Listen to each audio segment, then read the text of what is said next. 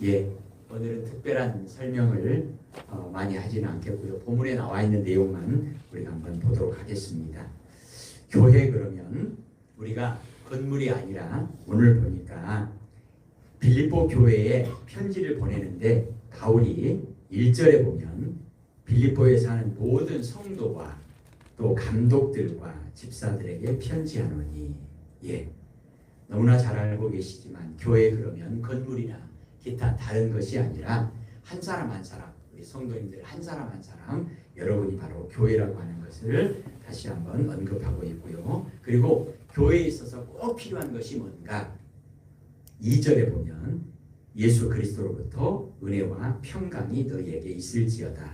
교회 그러면 예수님의 몸이니까 가장 중요한 것은 예수님이 있어야 되겠죠. 그리고 예수님의 은혜와 평강이 너희에게 있을지어다. 예수님을 통해서 하나님께 은혜를 받고 예수님을 통해서 하나님과 화평하는 평화로운, 죄로 말미암아 원수되었던 관계가 회복되어지는, 이것이 교회에 있어서 가장 중요한 시작이요, 그리고 교회의 정체성을 이야기할 수 있는 내용이라는 것입니다. 그리고 교회를 통해서 반드시 이루어져야 할 거룩한 열매가 뭘까? 11절 볼까요? 같이 읽어보십시다. 예수 그리스도로 말미암아 의의 열매가 가득하여 하나님의 영광과 찬송이 되기를 원하노라. 아멘. 그러니까 교회가 맺어야 될 열매는 뭐죠? 하나님께 영광, 하나님께 영광. 그렇습니다. 그런데 시작부터 마지막까지 반복해서 나오는 단어가 뭡니까? 그리스도, 예수. 교회는 예수님으로부터 시작해서 예수님으로. 그렇다면 오늘 구체적으로 3절부터 11절까지 나와 있는 내용을 조금만 더 정리하죠. 3절에 보시면 내가 너희를 생각할 때마다 나의 하나님께 감사합니다. 바울의 기도는, 바울의 감사는 하나님께 감사하며, 모든 감사와 모든 하나님의 은혜를 생각할 때 출발은 바로 하나님으로부터 출발한다고 하는 것. 은혜도 하나님으로부터 나오고 사랑도 하나님으로부터 나오고, 그래서 감사의 근거는 오직 하나님의 은혜와 사랑에 있다. 이것을 바울은 우리에게 보여주고 있습니다. 빌립보 교회를 생각할 때마다 하나님께 감사했다.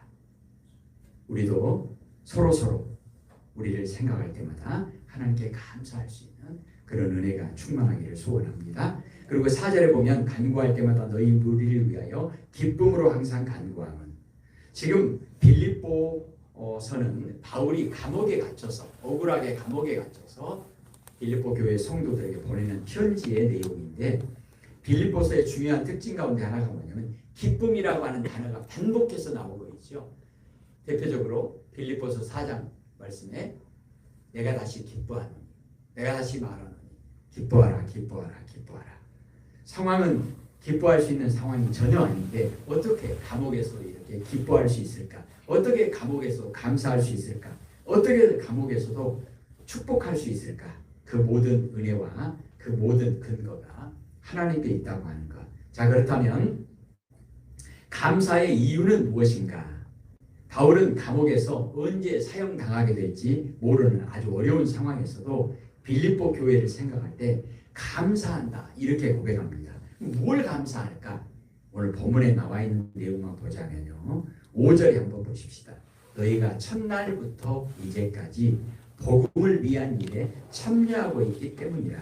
처음부터 지금까지 계속 반복해서 빌립보 교회 성도들이 어떤 일에 참여하고 있느냐? 복음을 위한 일에 참여하고 있다. 주님과 동행하고 있다고 하는 거죠.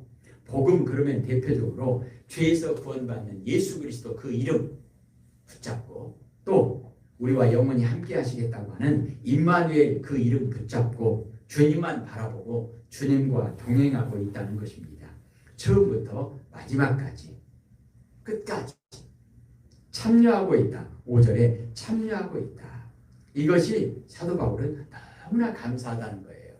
결과적으로 오늘 계속 반복해서 하고 있는 내용은 뭐냐면 빌립보 교회의 성도들이 훌륭해서가 아니라 하나님이 처음부터 지금까지 그리고 앞으로도 끝까지 빌립보 교회 성도들을 붙들어 주시고 인도하고 계시고 있다고 하는 확실한 증거라는 거예요. 빌립보 교회를 통해서 하나님께서 일하시고 계신다고 하는 확실한 증거를 보고 오늘 바울은 감사한다 이렇게 고백하고 있습니다. 하나님께서 빌립보 교회 성도들을 택하셔서 시작하신 구원의 역사를 주님 오실 때까지 이루실 것을 확신하는 그 확신 때문에 감사합니다. 6절 같이 읽겠습니다. 너희 안에서 착한 일을 시작하시니까 그리스도 예수의 날까지 이루실 줄을 우리는 확신하노라. 아멘. 착하신 분은 하나님 한 분뿐입니다. 그 하나님께서 하시는 가장 착한 일이 뭐죠? 예수 그리스도를 보내주셔서 그 예수 그리스도를 통해서 모든 죄인들을 구원하시고 하나님의 나라에까지 이를 수 있도록 인도해 주시는 그 일, 그 구원의 역사, 이것이 착한 일이라는 겁니다. 그런데 하나님께서 하시는 착한 일은 어떤 특징이 있느냐? 끝까지 간다는 거예요. 끝까지. 이스라엘 백성들에게 하나님께서 하셨던 그 구원의 역사도, 그리고 빌립보 교회 성도들을 통해서 이루시는 그 구원의 역사도, 우리를 통해서 이루시는 그 구원의 역사도 하나님께서 하시는 일의 특징은 뭐냐면 끝까지 간다는 거예요. 이게 뭐냐? 예수님께서 에베네셀, 하나님을 고백하는 우리들에게 주신 말씀이 뭐죠? 하나님께서 지금까지 여기까지 함께 하셨다. 그 일을 위해서 구체적인 내용이 뭔가? 예수 임마누엘, 예수님께서 약속하신 그 이름 우리에게 허락하셔서 우리를 죄에서 구원하시고 우리와 함께 하시는 그 하나님의 구원의 역사가 한순간도 중단됨이 없이 계속 반복되고 있다는 것입니다. 계속되고 있다는 것입니다. 이것을 보고 사도 바울은 하나님께 감사한다 이렇게 고백합니다. 그리고 구체적으로 이제 빌립보 교회 성도들을 위해서, 빌립보 교회를 위해서 축복하면서 기도한다라고 고백하는 내용이 있는데요. 기도의 구체적인 내용을 오늘 9절부터 11절까지 말씀하고 있습니다. 하나씩 볼까요? 9절에 보면 내가 기도하노라. 첫 번째 뭐죠? 너희 사랑을 지식과 모든 총명으로 점점 더 풍성하게 하사. 사랑은 뭡니까? 하나님이죠. 하나님이 하시는 일, 하나님이 하시는 일의 또 하나 중요한 특징이 뭐죠? 점점 더 풍성하게 되는 역사. 60배, 30배, 90배, 100배 하나님께서 점점 더 풍성하게 하시는 역사. 하나님의 미랄이 땅에 떨어져서 썩어서 싹이 나고 꽃이 피고 열매 맺어서 풍성하게 하시는 역사. 그런데 교회에 있어서 반드시 있어야 될 것, 하나님이 하시는 일의 가장 중요한 특징이 뭐냐면 사랑이죠. 그래서 빌립보 교회를 향해서 사도 바울이 첫 번째 기도한 내용이 뭐냐면 하나님의 사랑이 점점 더 풍성해지기를 위해서 기도했다는 것입니다. 성도들의 사랑이 점점 더 풍성해지도록 기도했다. 이 사랑의 내용 가운데 사도 바울 개인적으로 고백한 내용은 뭐냐면요. 사도 바울이 복음을 전할 때 이제 1차, 2차, 3차 전도여행을 할 때 사도 바울에게 우리가 쉽게 생각할 수 있는 선교비가 필요했습니다. 그런데 이 선교비를 빌립보 교회 성도들이 열심을 다해서 계속 선교비를 빌립보 교회 성도들이 바울을 위해서 그리고 하나님의 사랑을, 은혜를 전파하는 일을 위해서 계속해서 참여하고 협력하고 있다는 것입니다. 점점 더 풍성해지도록 기도한다. 이렇게 바울이 말합니다. 그 다음에 10절을 보십시다. 너희로 지극히 선한 것을 분별하며, 예, 거기까지요. 우리가 로마서 12장 1절 2절에 보면 거룩한 산 제물 되는 거룩한 예배 중요한 특징을 얘기하면서 첫 번째로 드는 것이 뭐냐면 하나님의 선하시고 기뻐하시고 온전하신 뜻이 무엇인지 분별하도록 하라. 열심히 하는 게 중요합니까? 아니요. 중요한 게 뭐죠? 하나님의 뜻을 알고 열심히 순종하는 게 중요합니까? 아니요. 하나님의 뜻을 알고 그 뜻에 순종하는 거예요. 마태복음 7장 21절에 천국에 들어가는 구원에 대해서 말씀하시면서 나더러 주여 주여 하는 자마다 다 천국에 들어갈 것이 아니고 뭐라고 하셨습니까? 하나님의 뜻대로 행하는 자라야 천국에 들어갈 것이다. 그러니까 중요한 게 뭐죠? 하나님의 뜻을 아는 겁니다.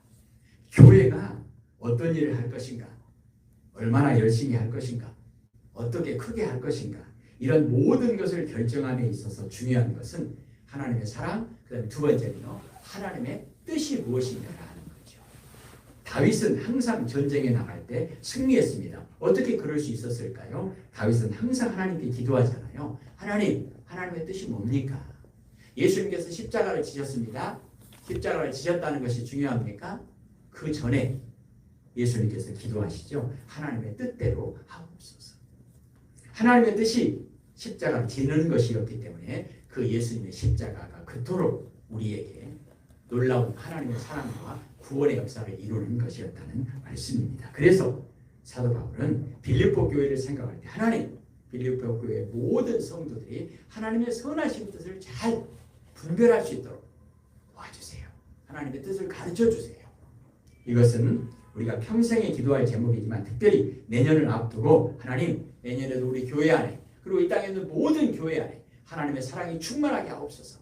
그리고 하나님의 뜻을 분명하게 알고 그 일을 할 수 있도록 하나님의 뜻을 가르쳐 주옵소서. 그렇게 기도하는 것입니다. 그리고 10절 뒷부분에 보니까 또 진실하여 허물 없이 그리스도의 날까지 이르고, 진실하여 허물 없이 그리스도의 날까지 이르기를 위해서 기도했다는 것입니다.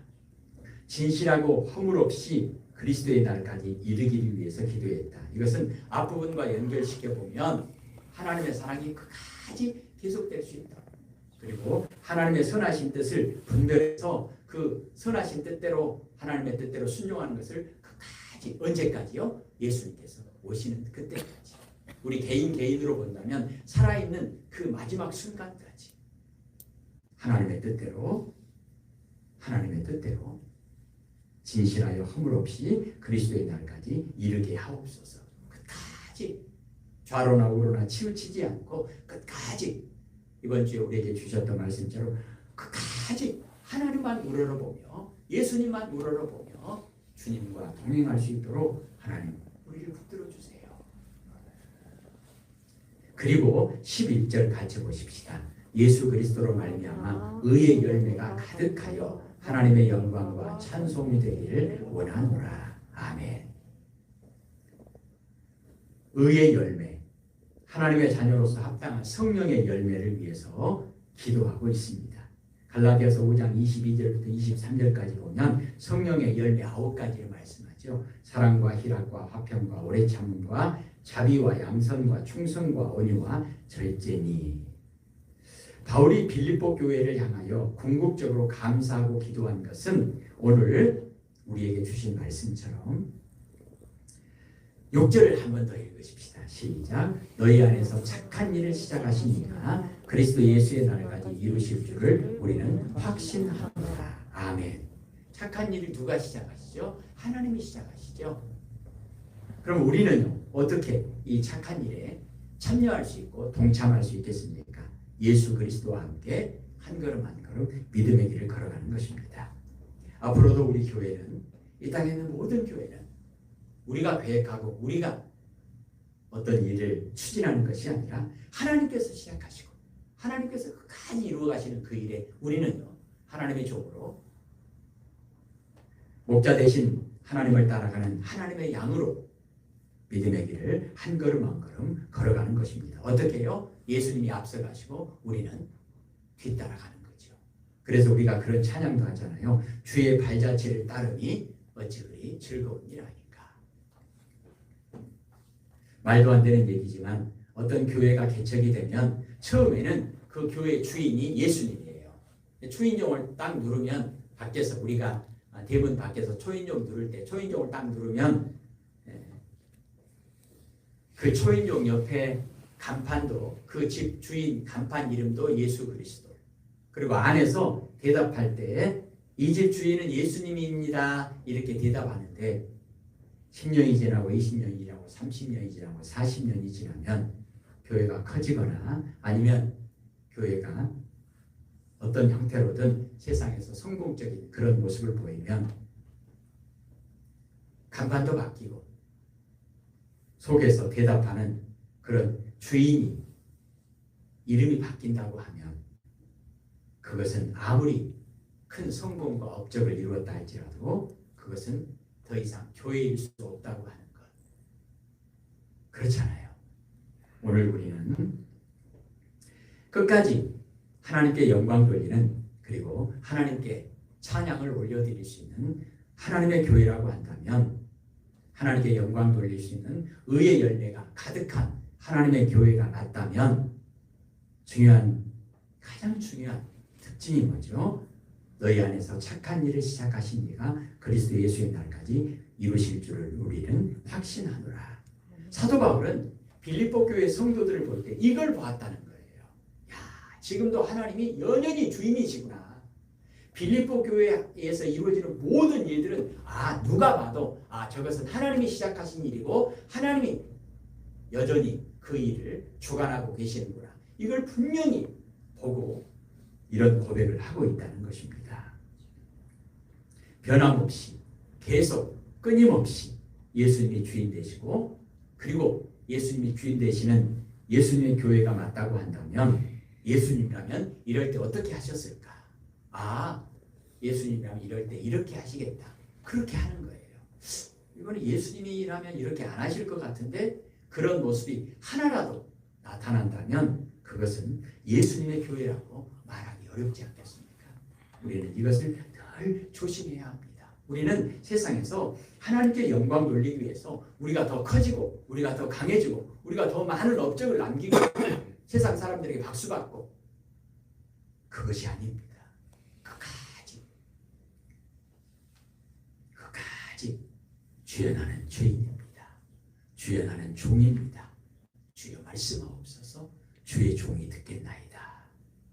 그럴 때 오늘 6절 말씀처럼 우리 안에서 착한 일을 시작하신 하나님께서 예수 그리스도의 날까지 이루실 줄을 우리는 확신하노라. 이런 고백을 할 수 있을 것이라 생각합니다. 주중에 특별히 이런 일들은 오해가 없으시면 좋겠습니다. 이제 하나님께서 올해도 우리 교회를 통해서 하나님의 은혜를 전하는 일에, 그리고 하나님께 영광 돌리는 일에 귀하게 쓰임 받아주심을 너무 감사하고 있었습니다. 그런데 월요일 날